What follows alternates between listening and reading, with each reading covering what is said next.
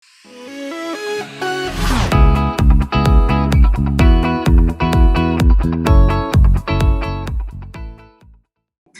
behalf of the Philippine Sports Commission, from our chairman, William Butch Ramirez, and my other commissioners, I'd like to welcome all of you to this session this afternoon.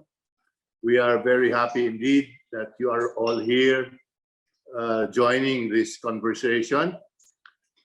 Truly, the PSC cannot do it alone. No? We need the help of everybody, especially dito sa country natin na napakaraming isla. Magkakalayo tayo. At least kung may mabuti mang nagawa itong COVID pandemic ngayon, ay it got us all together dito sa Zoom, no? So thank you for joining us. Your inputs later on will be very much needed. We cannot do it by ourselves. We need your inputs also. We are all doing this for the love of sports, for the love of atletang Pilipino, no? So let's all work together, and hopefully we can all come up with a truly authentic and effective grassroots development program throughout the country in the coming coming months after the pandemic. Hopefully we can start that. Natigil lang ng pandemic yung grassroots programs na pinlano namin, but I'm pretty sure with God's help and all of us doing our part in fighting this pandemic, we can all defeat this, no? So we can all come together and do sports programs in your different areas. I can see that we have guys all the way from Ilocos all the way down to even in the Visayas regions that are here with us. Can we all welcome our moderator for this afternoon, Secretary General Sir Walter. It is my honor to present to you, and let's all welcome our Paralympian, our friend, Ms. Adeline Dumapong. Katulad ng nasabi kanina, ang topic natin ngayon ay ang para-athletes at ang inclusivity or yung pagsasama, inclusion in sports. Ang paksa po na ito, no, na ang pag-uusapan natin ngayon ay isang topic na malapit sa aking puso dahil syempre ako ay isang para-athlete. At katulad ng nasabi kanina ni Sir Walter na sana pagkatapos ng presentasyon na ito ay magkaroon din po, no, yung mga tagapakinig natin ngayon, yung mga kasama natin ngayon, ng mas malalim na pag-unawa at pag-intindi sa para-athletes, sa para-sports. Ano nga ba ito? Saan ito nagsimula at nasaan na ba tayo ngayon, no, in terms of inclusivity in sports? Sabi nga nila, kasi para-athlete lang yung para-athlete and inclusivity, no? Pero hindi naman natin pwedeng pag-usapan lamang ang para-athlete nang hindi natin pinag-uusapan ang para-sports. Kaya dito, sa pagkakataong ito ay alam mo, meron akong nabasa kasi na sinabi ni Socrates na sabi niya, the beginning of wisdom is the definition of terms. So siguro, bago tayo magpatuloy sa usapan natin, ay klaruhin muna natin kung ano ba talaga ang tamang pagtawag sa mga taong may kapansanan. Kasi po, sa dami kong pakikipag-usap sa mga tao, madalas hindi masyadong sigurado, no, miski pa nga yung ibang mga tao kung ano ba talagang itatawag sa mga taong may kapansanan. Mas maganda pa nga pag Tagalog kasi nauna kaagad palagi sinasabi taong may kapansanan. Pero pag English yung pinag-uusapan, hindi nila malaman minsan kung disabled, handicapped, differently abled, special people, yung ganun ba. Pero gusto ko pong sabihin sa inyo na ang tamang pagtawag o ang politically correct term na pwedeng itawag sa mga taong may kapansanan ay person with a disability. So pansinin niyo po na nauunang ina-acknowledge ang tao bago yung kapansanan. Kaya PWD po siya, shortcut ano. So it's a person or persons or people with a disability. So okay lang po 'yon, wag po kayong maiilang na kasi yun, no? Nag-evolve na din po yan eh. Dati naman talaga acceptable yung disabled, handicap, differently able, special people. Ano po yan, na nag-evolve po siya over time. So ngayon po, ang tawag na po sa, ang pwedeng itawag o ang political na po ay person with a disability or PWD. Ngayon, pagdating naman po sa larangan ng sport, no, yan ginagamit natin ngayon, yung para sports at para athlete. Pero ano nga ba ang ibig sabihin ng para? Kasi meron akong sa aking pagbabasa, no, may mga nakita ako na akala nila ang salitang para ay tumutukoy sa salitang paraplegic or paralitiko. Actually po, siguro alam naman ninyo to, no? Pero para po sa mga, for the benefit of those who do not know, ang prefix na para po ay galing sa salitang Griego na ang ibig sabihin ay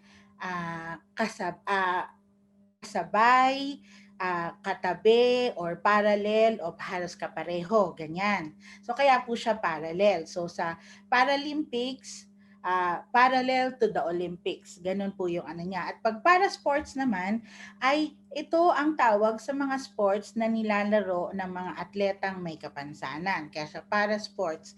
Kasi halos pareho naman po. So kung may swimming, merong para swimming. Kung may athletics, merong para athletics. Ganun po, nilalagyan lang po nila yon para maging to define, ano, na magkaroon na ito ay para sa mga atletang may kapansanan. At syempre, pag sinabi mong para-athlete, ito nga ay atleta na may kapansanan. Syempre, ang Olympic, meron silang summer and winter games, no, as winter sports. Ganon din po dito sa Olympic. So, kanina nabanggit ko sa inyo na lahat yan, yung mga nasa screen po natin, lahat yan lalagyan yung archery para archery. At kung may mga international sports federation na po sila, yung mga yon, puwera lang ang athletics, swimming, powerlifting, wheelchair dance sports at triathlon. Lahat ng iba po ay may kanya-kanya ng, I'm sorry, hindi po samang triathlon. May nandun na minamanage na ng sarili lang International Sports Federation, pero lang po doon sa nabanggit ko. Meron ding Paralympic winter sports at syempre hindi tayo hindi tayo nagpa-participate doon. Alam ko sa Olympics meron, pero sa Paralympic wala pa. Tapos dito sa Pilipinas, meron tayong 3 non-Paralympic sports, no, na kung saan magaling din po ang Pilipino dito. Nandito yung chess, yung bowling, yung obstacle race course na dapat sanang lalaruin kung natuloy, no, yung 10th ASEAN Para Games dito sa atin. Ang usually kapag hinahati-hati ang mga manlalaro sa pamamagitan ng gender, no, babae, lalaki, sa edad, no, kung junior, senior, ganyan. O kaya naman sa iba sa weight categories, ganyan. Pero sa larangan ng parasport, kailangan po natin na mas madaming pagkakagrupo-grupo. Bakit? Kasi po, alam nyo, ang isang kapansanan, paminsan sa tingin ng ibang tao pag hindi nila alam to, akala nila pare-pareho. Pero hindi po pare-pareho ang kapansanan. Tingin po ninyo doon sa yung unang yung unang picture, no, yung regular daily wheelchair. So ito po yung pang-araw-araw na ginagamit namin sa wheelchair. Ay sa buhay namin. Pero po sa totoo lang, meron po mga specialized na wheelchair para sa iba't ibang klase. Sa Pilipinas, kailan naman nagsimula ang parasport? Bago pa po nagkaroon ng PhilSpada in the 1970s, nagkaroon na po, meron na po yung, katulad ng sa ibang bansa, pinapractice na din po yan bilang parte rehabilitation program, lalo na po no, sa Philippine Orthopedic Center o mas kilala dati sa National Orthopedic Hospital. Mula nung nabuo in 1997 yung PhilSPADA, nagkaroon at naging miyembro sila ng International Paralympic Committee. Nagkaroon ng pagkakataon no na sumali sa international competitions, no. At ito nga ay yung unang sali ay yung dun sa, kasi although sumali, nasa ibang grupo pa kasi in 1999 nung pumunta ako sa Bangkok, Thailand, ibang grupo pa. Hindi pa PhilSPADA ang PhilSPADA pero ibang grupo pa yung humahawak. Pero bilang PhilSPADA, ang unang international competition na nasalihan ay yung sa Sydney, Australia nga, yung ng Paralympic Games. At sumunod doon yung 2001, yung first ASEAN Para Games na kung saan napakalakas no at napakalaki ng naging papel ng Pilipinas o Mr. Bredo doon sa pagbuo nung APSF, yung Association of Southeast Asian Nations. Ano ba ang ibig sabihin talaga ng inclusivity or inclusion? Ano ba? So, yung root word ng inclusivity at inclusion ay include. No? Include. At ano ang ibig sabihin ng include? Sige. So, make part of a whole. So, it is an action word. No? Make part of a whole. Parte, no? Gawing parte ng kabuuan. Okay. So katulad ng isa pang malaking word, no? Kasi ngayon ang laking word ngayon ng inclusion, inclusive. Pinag-uusapan yan globally na dapat may diversity, inclusion, yan pinag-uusapan yan ano. At sa lahat ng aspeto, gusto nila na ang society ay mas maging inclusive, no? Pero unfortunately, ang inclusion ay hindi automatic. Hindi nagiging automatic, no? Ito ay bunga ng talagang conscious effort na talagang isama at gawing kasama yung mga tao na excluded, na marginalized at katulad ng salitang pagmamahal, ang love na action word din siya, verb din siya. Ito ay patuloy na action. This is a continual action, a continual choice to include the excluded, the marginalized as part of the whole in practice and policy. Ako nga po ay pinanganak sa Kiangan, Ifugao. Mabundok po 'yon. At dahil nakatira kami sa remote na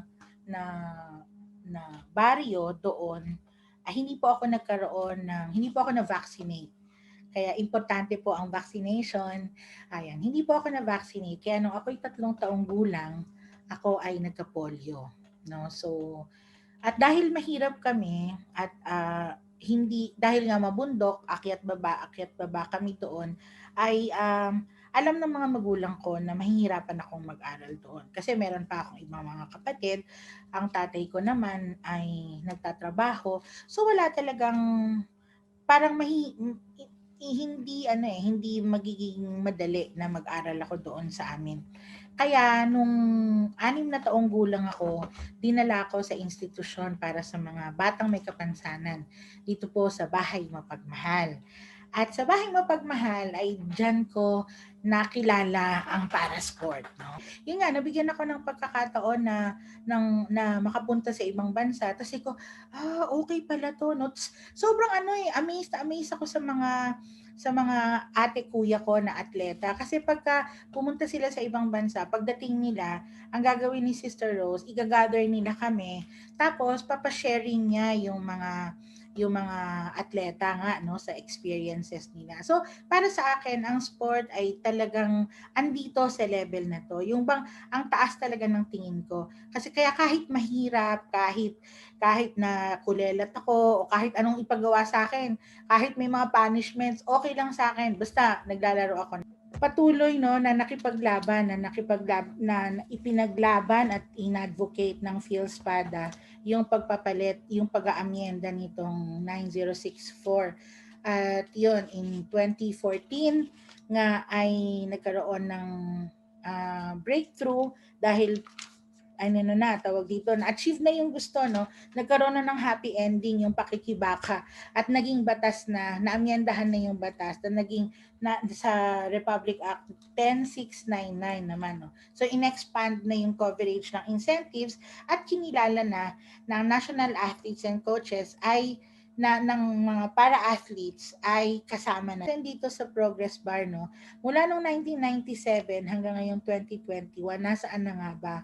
Ngayon po, no, hindi naranasan ng mga bagong atleta, yung mga pumasok lang ng 2016, no, na yung mag-training ng walang suporta.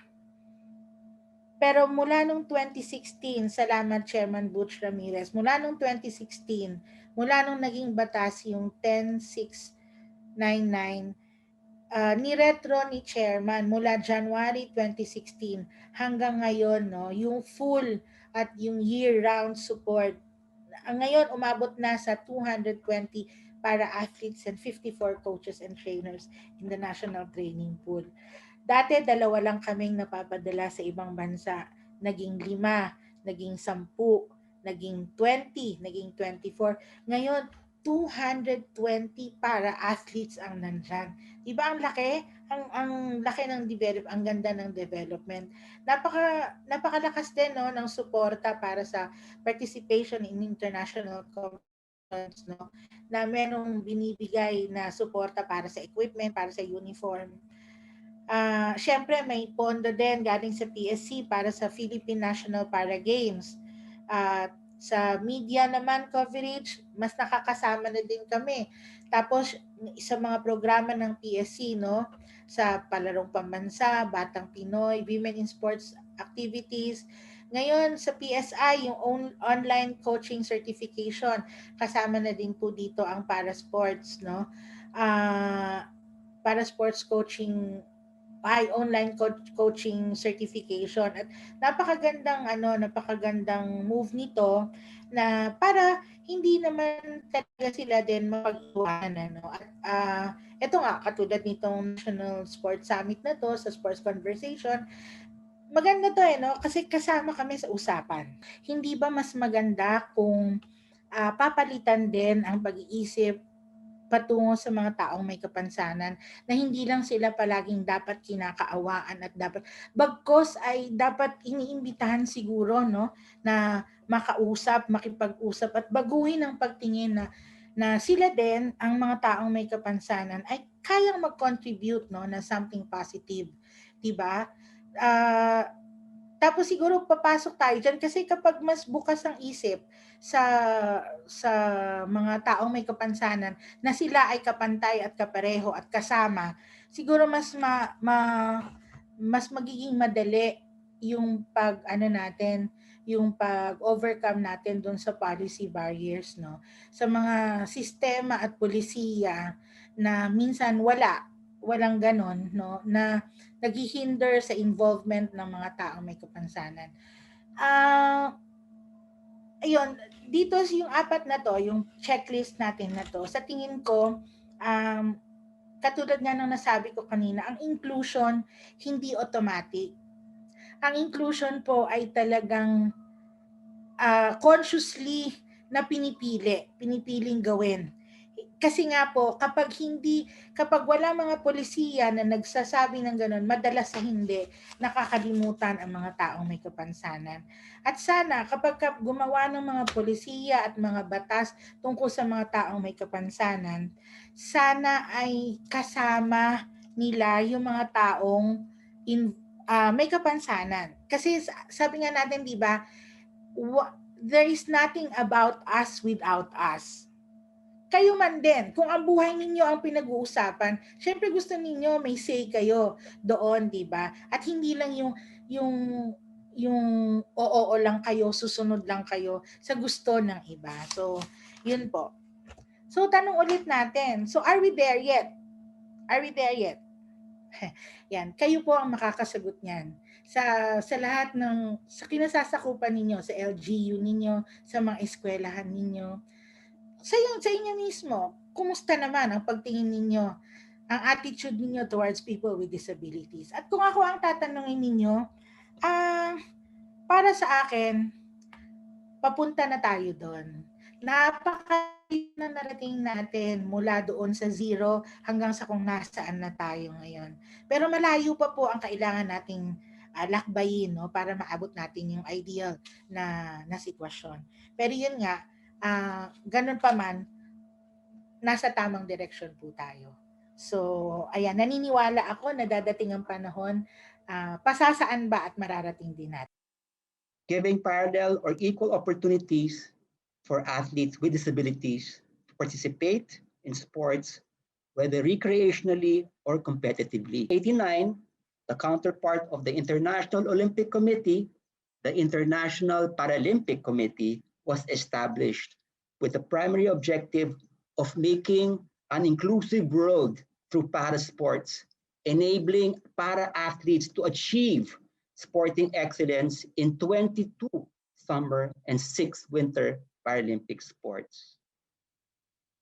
Ms. Ancheta mentioned about the difference of para sports with that of the regular sports. And to level the playing field and to avoid giving undue advantage to one over the other, and to encourage fair play, para athletes first go through a process of what we call classification. As mentioned, it is to determine the athlete's eligibility based on their disability to participate not only in a sport, but more specifically in an event of that sport. Secondly, equipment and rules are modified to accommodate the disability, thereby allowing the person to participate in sports. Ms. Ancheta talked about the beginnings of para sports in our country. She described pockets of activities and events for persons with disabilities organized by groups from 1970 to the 1996, which led to the creation of PhilSPADA, Philippine Sports Association for the Differently Abled, in 1997, under the leadership of Mr. Michael Barredo. PhilSPADA serves as the umbrella organization to 20 para sports. Similar to the IPC's objective, PhilSPADA promotes Paralympic movement here in our country by creating an inclusive environment through para sports, focusing on developing elite para athletes through various activities so that they too may participate in international competition next to or side by side to those athletes without disabilities.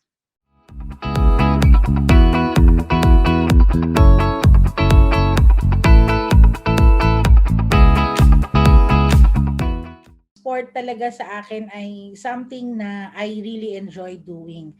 Kaya may suporta yon o wala. Tapos yung sinabi mo, no, so nung nagkaroon, syempre mas ganado. Pero kahit na wala namang suporta ever since, talaga namang ganado talaga ako maglaro ng sport. So motivated talaga.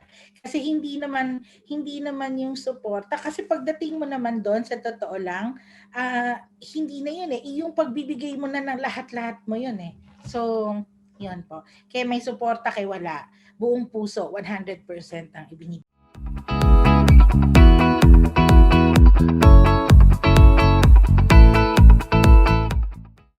Alam nyo, importante ang sport kasi sa buhay ko napakalaki ng naging impact ng participation ko sa sports, no.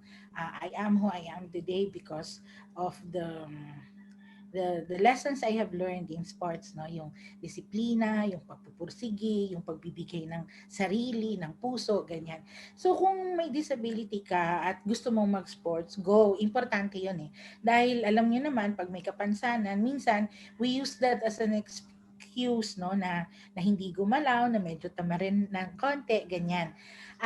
Wag 'yon, wag nating gawing excuse 'yon, no. So let us rise above our disabilities. Oo, totoo naman, bilang may kapansanan, nararamdaman ko din 'yon, yung paminsan-minsan nakakapagod, minsan may mga pagkakataon, maawa ka sa sarili mo, pero i-experience mo lang yung ramdamin mo, yung nararamdaman mo, no?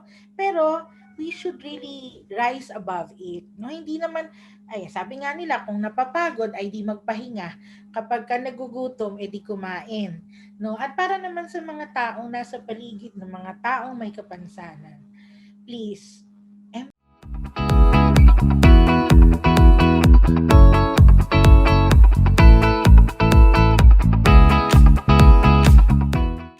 of our chairman, William I. Ramirez.